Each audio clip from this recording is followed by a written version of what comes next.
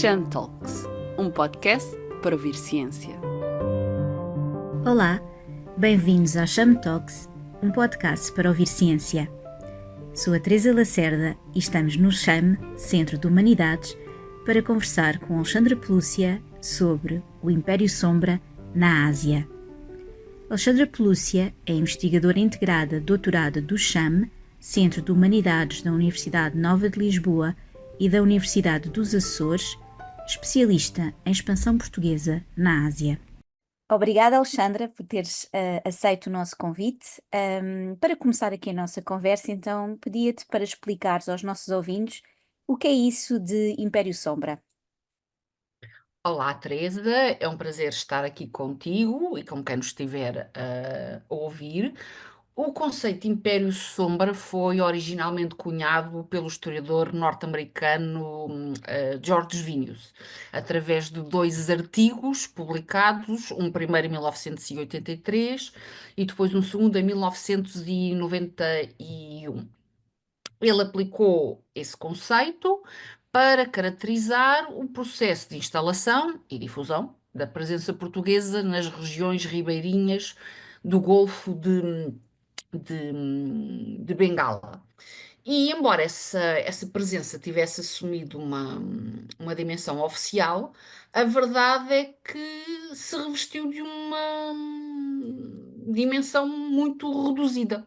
Portanto, o mesmo é dizer que a presença portuguesa no Golfo de Bengala, logo a partir dos inícios do século XVI, mas também pelo resto da mesma centúria e depois pelo século XVII dentro, essa presença foi essencialmente desenvolvida pela iniciativa privada portuguesa, associada a mercadores, mas também a renegados, a mercenários, a piratas.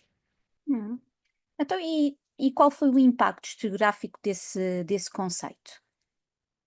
Bem, podemos dizer, pelo menos na minha opinião, que o impacto foi verdadeiramente significativo. Desde logo porque em Portugal começou a ser prestada atenção à presença portuguesa numa região que até então era praticamente ignorada em termos historiográficos. Por outro lado, também importa não esquecer que o foco de análise, em termos gerais, estava muitíssimo dirigido para as esferas da expansão e da presença oficial portuguesa, fosse nos domínios político, militar, económico, social, cultural, enfim, todos os domínios que pudéssemos conceber. E, portanto, o conceito de Império Sombra e o trabalho de George Vilnius tiveram o mérito de chamar a atenção para dinâmicas relacionadas com a ação da iniciativa privada portuguesa e, por outro lado, também para geografias asiáticas menos atendidas até então. E Hum. foi nesse contexto que, por exemplo, logo em 1988, o Luís Filipe Tomás e a Geneviève Buchon publicaram um trabalho sobre as atividades dos portugueses nas áreas dos deltas dos rios Ganges e Raodi. Hum. Depois disso seguiram-se, por exemplo, trabalhos da Mariana Marques Guedes sobre a Birmânia, da Maria da Conceição Flores sobre o Sião.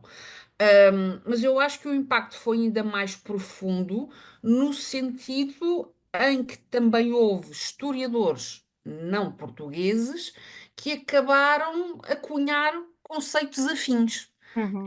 Obviamente, este de Império Sombra. E desde logo, enfim, estou a lembrar-me do caso do Sanjay Subramanian, que publicou um trabalho interessantíssimo, intitulado A Cauda Abanocão, o Subimperialismo e o Estado da Índia. Ele analisou aí como é que as ações desenvolvidas naquilo que podemos designar, lá está, as periferias geopolíticas do Estado português da Índia, pelos tais portugueses desgarrados, eles valeram várias vezes influência a nível local, a ponto de suscitarem depois a atração das autoridades de Goa e até de Lisboa e Madrid, porque isto também, obviamente, também envolve o período da, da, da monarquia hispânica. E, portanto, estes homens passaram a ser percepcionados como uma espécie de lança, neste caso não em África, mas na Ásia, para propiciar a instalação e o desenvolvimento de interesses oficiais portugueses.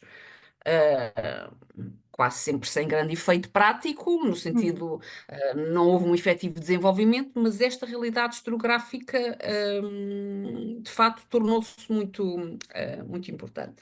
E neste artigo, o Sanjay Subramanian analisou casos relacionados com o Golfo de Bengala, mas também com áreas vizinhas, por exemplo, como o caso do Camboja, e deste ponto de vista, ele acabou por criar um modelo de análise suscetível de ser aplicado a outras áreas da Ásia. Por exemplo, na minha opinião pessoal, eu acho que também podemos falar numa cauda a Banocão relativamente à presença portuguesa no Japão.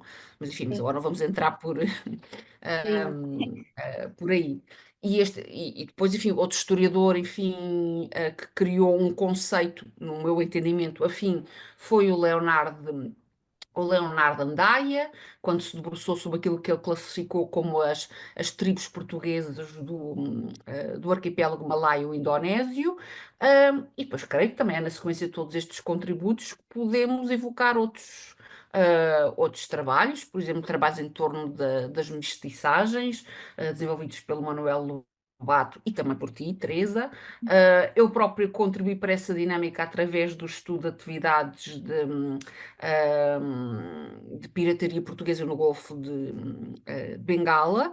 E, por exemplo, eu devo dizer que é muito interessante porque ainda este ano letivo eu tive o caso de uma aluna que me veio dizer expressamente eu quero e gostava de trabalhar sobre dinâmicas relacionadas com o Império Sombra, e no caso de outro aluno foi eu que o também desafiei nesse sentido, não é? E, portanto, ou seja, do ponto de vista historiográfico, estamos a tentar, enfim, continuar a desenvolver esta linha, obviamente. Uma linha viva com a chegada de novo sangue, boas Esperemos notícias. que sim. Sim.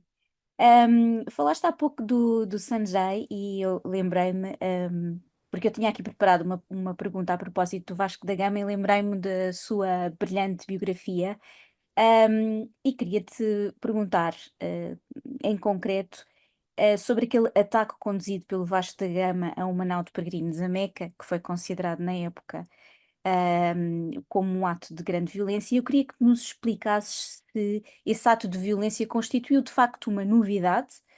Fará sentido falar-se também de uma dimensão sombra em associação à expansão oficial portuguesa? Bem, ataquemos esta pergunta que vai exigir uma resposta um bocadinho longa. Sim. Bem, o ataque a que te referes foi de facto impactante, não há dúvidas disso. Desenrolou-se ao longo de vários dias, entre os finais de setembro e os inícios de outubro de 1502, logo após a chegada à costa indiana do Malabar, da Armada vinda de Portugal, que naquele ano tinha como capitão-mor Vasco da Gama. Tratava-se da segunda experiência de comando dele na região, e entretanto é bom lembrar que ele tinha recebido os títulos de Dom e de Almirante da Índia. Ora, esta armada de 1502 foi a primeira que partiu de Lisboa com perfeita consciência do cenário de antagonismo definido pelo Samorim de Calicut e pelos seus parceiros comerciais muçulmanos. Sim. Mas também, de forma concomitante, foi a primeira armada que saiu preparada, quer em termos de grandeza, de número de embarcações, mas também de apetechamento militar, para enfrentar um cenário de conflito, enfim, cujas origens mais recuadas, enfim, podemos associá-las a dezembro de 1500, a quando do assalto, o ataque à feitoria portuguesa de Calicut. Ora, quando chegou então à costa do Malabar, esta armada de 1502, comandada por Vasco da Gama, deu-se imediatamente início a uma missão de patrulhamento marítimo que visava a detecção de embarcações muçulmanas provenientes do Mar Vermelho e acabou por ser neste contexto que foi avistada e eleita como alvo uma nau muçulmana, de seu nome Miri, enfim, o nome da Uhum. embarcação. A bordo desta vinham largas dezenas de muçulmanos, homens, mas também mulheres e crianças, que tinham ido a Meca em peregrinação. E, obviamente, e para quem conhece minimamente as características da religiosidade muçulmana, isto não constitui qualquer surpresa, mas a verdade é que muitos destes passageiros tinham interesses comerciais, tinham aproveitado esta viagem exatamente para os desenvolver e, portanto, a nau vinha carregada de produtos. Era uma nau, de facto, com uma carga bastante rica, com uma carga bastante apetecível.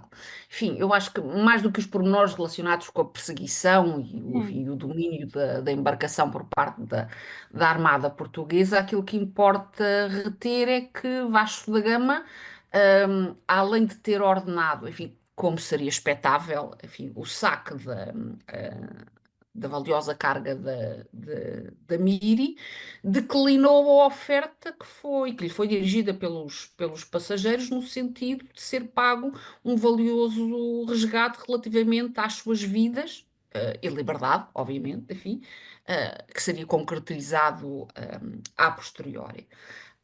Sucedeu que Vasco da Gama recusou tal proposta e ordenou que fosse ateado fogo à Miri sem permitir a saída, das pessoas que estavam, a bordo. O Uhum. que sucedeu de seguida foram, compreensivelmente, enfim, episódios de pânico a bordo, o reacendimento também do espírito de resistência destes muçulmanos, obviamente, a tentarem lutar pela sua vida, pela sua sobrevivência, mas no fim, verdadeiramente, aquilo que acabou por acontecer foi um verdadeiro horror, associado de facto à destruição da nau, juntamente com as pessoas que iam ao bordo. A prática da violência em si mesma não era uma novidade no contexto da história da navegação do Índico. Uhum. Falar de um mar virgem de violência, Exato. virgem de ataques marítimos. Ah, Agora, a absoluta barbaridade e desumanidade, enfim, que estiveram patentes neste caso, enfim, julgo que dificilmente, enfim, poderiam ter sido ombreados antes deste ano de 1400, perdão, de 1500 e dois. Pelo menos eu não conheço qualquer descrição que se lhe possa assemelhar.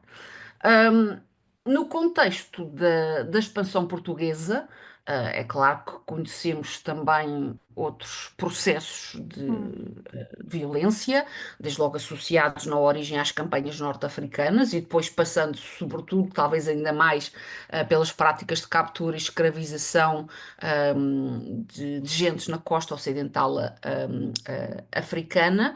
A verdade é que a dimensão da atrocidade, num único episódio, pelo menos, enfim, acho que também até então não tinha tido comparação.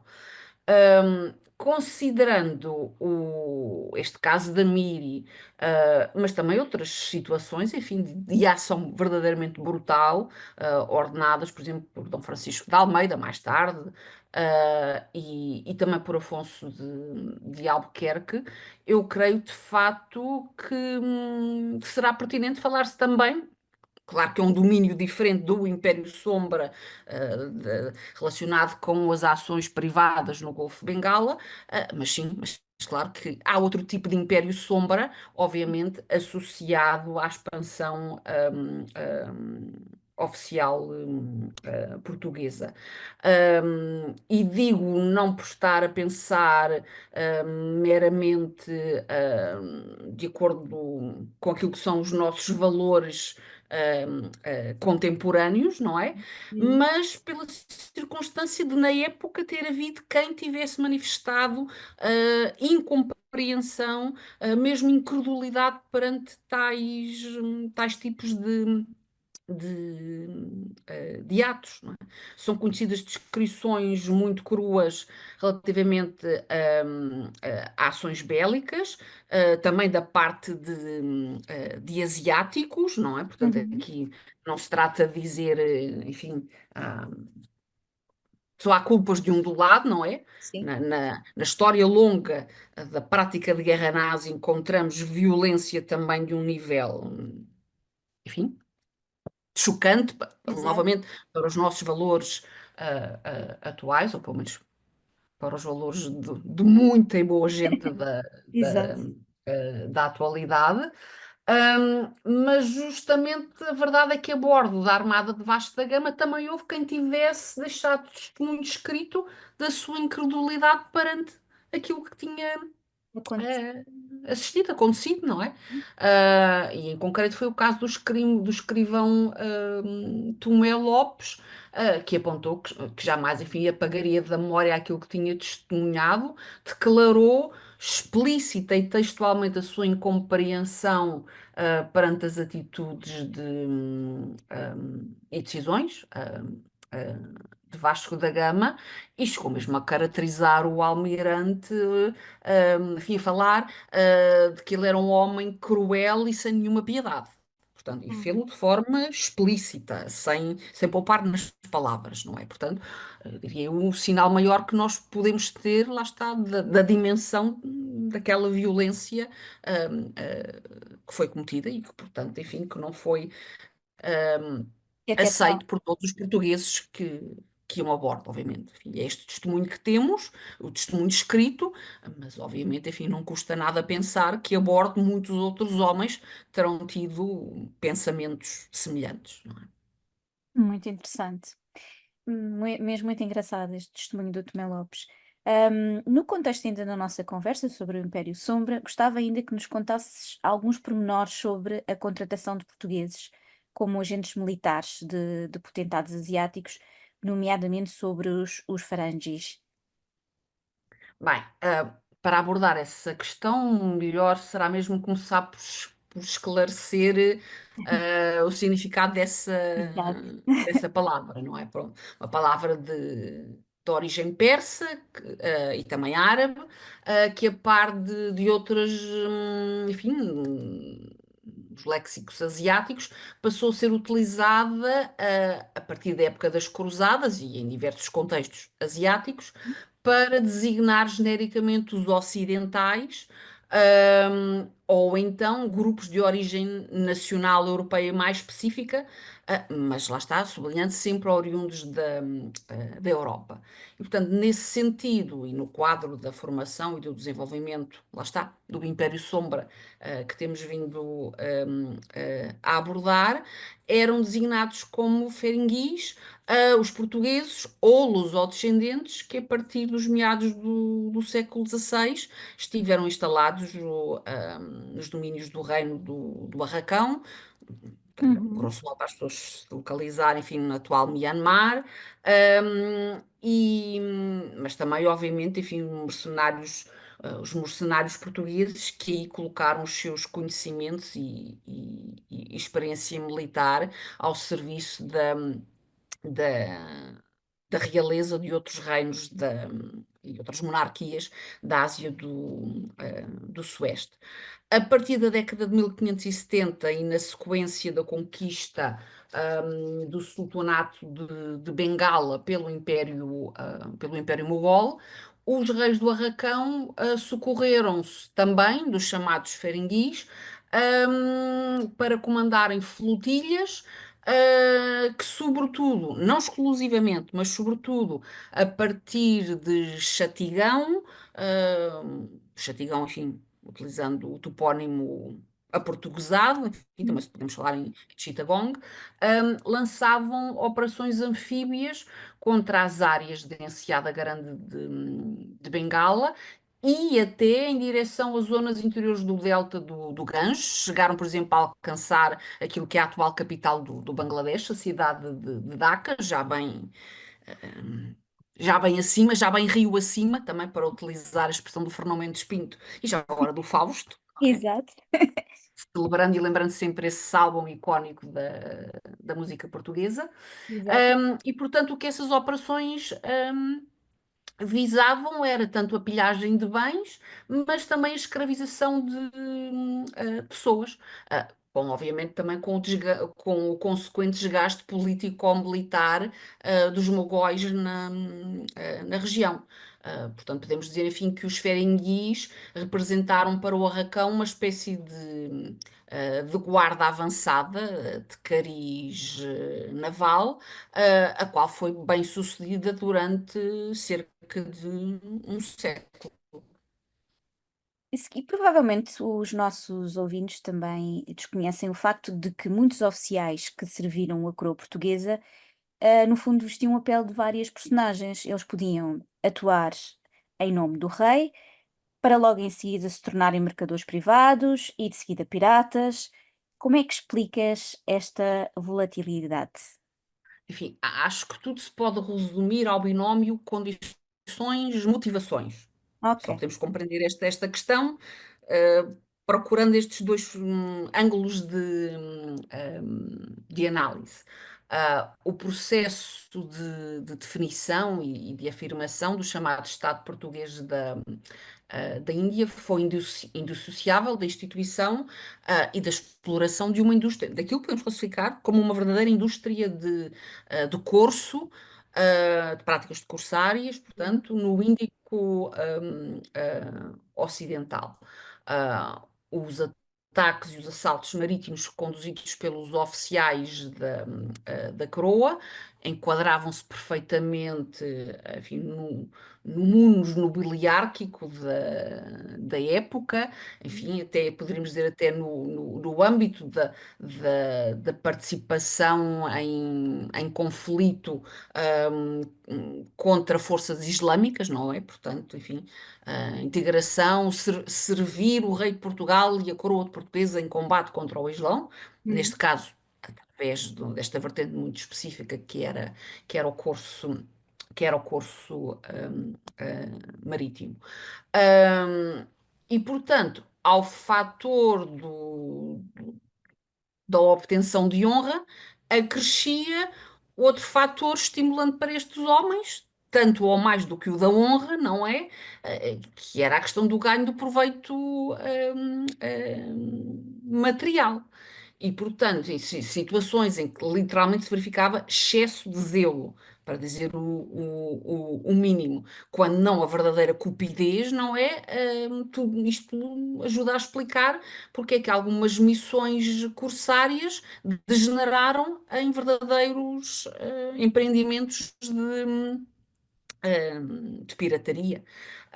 Noutros casos, foi mesmo a fuga à justiça por práticas criminosas, a determinar a opção de alguns oficiais pela via da pirataria. Essa, no entanto, obviamente, enfim, era uma escolha relativamente rara, entre o oficialato português, por razões, enfim, que são Uhum. fáceis, creio eu, de serem adivinhadas. E uma destas exceções, uma das mais salientes, foi mesmo aquela que esteve associada à figura de Gonçalo Vaz Coutinho, um fidalgo português, que em 1540 organizou uma fuga a partir do tronco, do Goa, portanto, da prisão Sim. da cidade, na qual ele estava detido sabemos, por crimes de sangue, mas sem saber exatamente quais, e, portanto, ele organizou obviamente, com cúmplices no exterior, a sua fuga, regimentou durante essa fuga também a saída da maior parte, para não dizer a totalidade, não temos esses números, essa descrição, mas pelo menos de boa parte de outros homens que estavam presos nesse tronco de Goa, e dali seguiu, porque também já havia uma embarcação preparada para o efeito, para o Golfo de Bengala, onde durante alguns anos se dedicou de facto à pura pirataria. E, portanto, é um dos casos mais emblemáticos que nós temos. Um belo exemplo do Império Sombra. Alexandra, muito obrigada por esta conversa tão esclarecedora e tão rica. E até breve. Obrigada.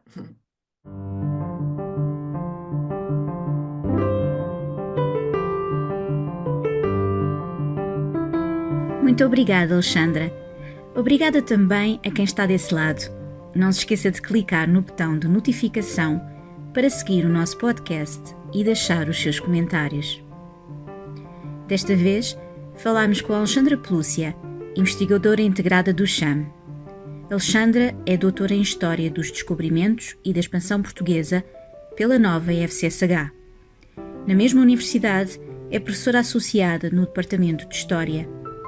Os seus interesses científicos estão centrados na expansão portuguesa na Ásia e nas dinâmicas de comportamento social e político das elites nobiliárquicas, tanto em Portugal como no contexto do Império.